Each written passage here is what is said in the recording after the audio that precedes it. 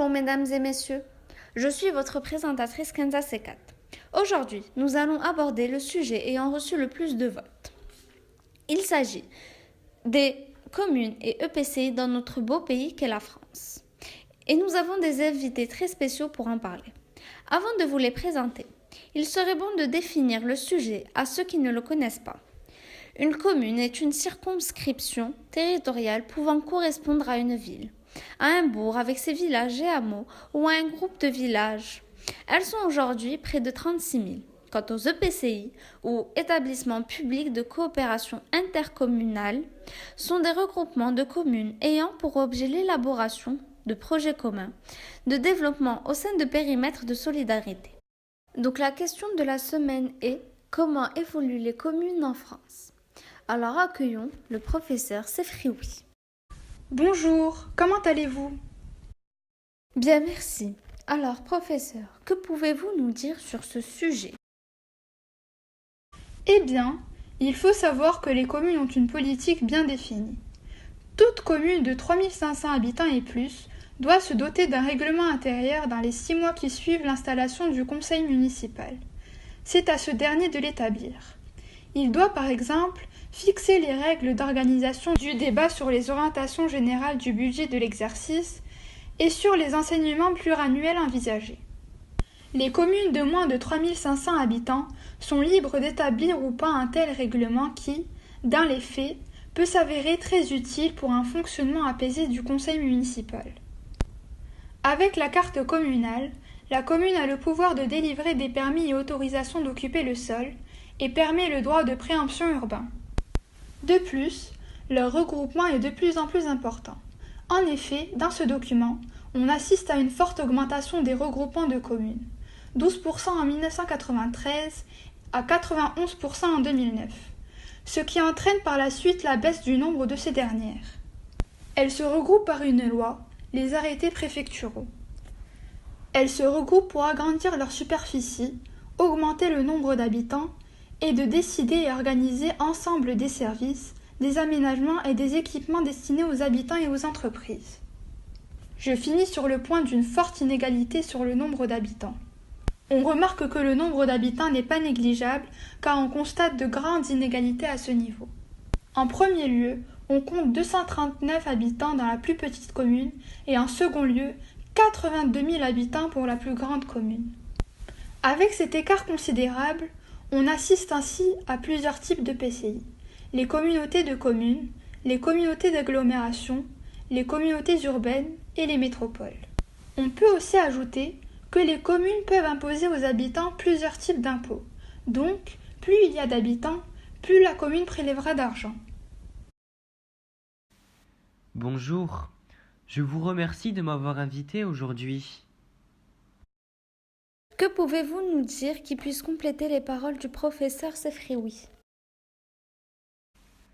Eh bien, tout d'abord, une définition plus poussée des EPCI serait la bienvenue.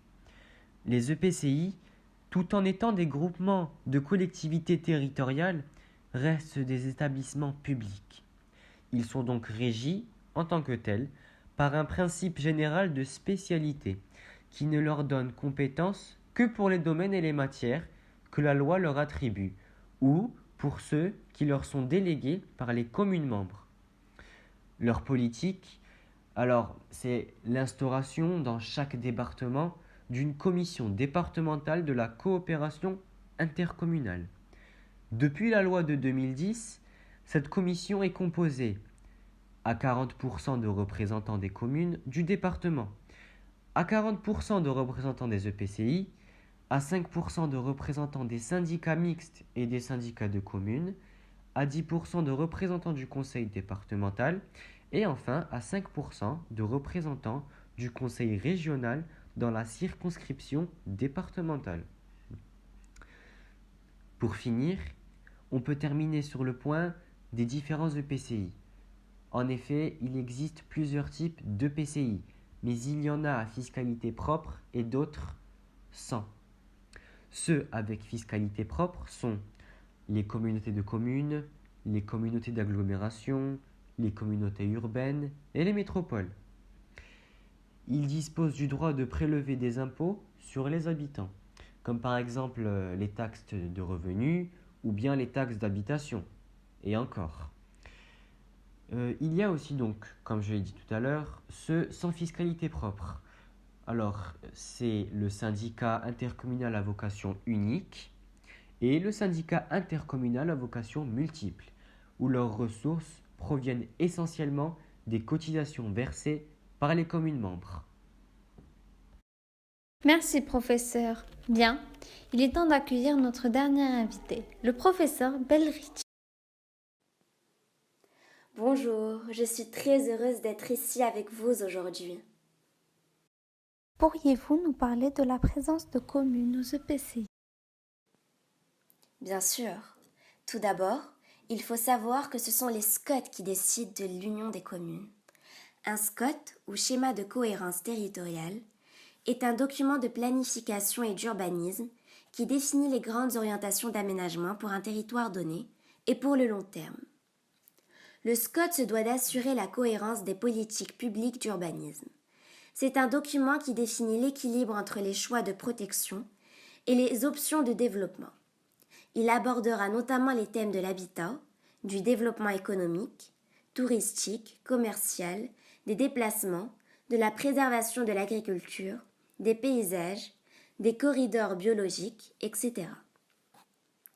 Mais certaines fusions passent mal, comme celle de Villefranche-d'Albigeois et Albin dans le Tarn. Mais de nombreuses fusions sont les résultats de consensus pour construire des intercommunalités plus fortes, comme en Ille et Vilaine entre Vitré et la Guerche de Bretagne. Heureusement, pour régler certains problèmes entre communes, le syndicat est là. Il est créé pour une durée déterminée, ou sans limitation de durée, ou pour une opération déterminée. Les œuvres au service du syndicat doivent présenter un intérêt pour toutes les communes qui le constituent. On le rencontre souvent dans les domaines de la production et distribution d'eau, de l'électrification, de la gestion scolaire, du ramassage scolaire, de l'assainissement ou de la gestion des ordures ménagères. Un syndicat intercommunal peut être à vocation unique, SIVU, donc illimité à une œuvre ou un service d'intérêt intercommunal, à vocation multiple, SIVOM, et comprenant plusieurs vocations, à la carte, si une commune peut adhérer pour une partie seulement des compétences du syndicat. Merci beaucoup, professeur Belriti. Bien, je pense que nous pouvons conclure ce sujet, mesdames et messieurs. Le regroupement de communes permet ainsi d'élargir les territoires, de les unir afin qu'elles puissent coopérer dans le cadre d'une meilleure vie pour les habitants, ainsi qu'un meilleur entretien de ce nouveau territoire, plus grand et plus important. Certes, des communes le sont plus que d'autres par leur nombre d'habitants, car ceux à fiscalité propre prélèvent plus d'argent. Mais cela n'empêchera pas les autres sans fiscalité propre d'améliorer leur vie de tous les jours. Donc, les communes évoluent en EPCI à l'échelle départementale. Merci d'avoir suivi notre émission et à la semaine prochaine pour un tout nouveau sujet que vous aurez choisi.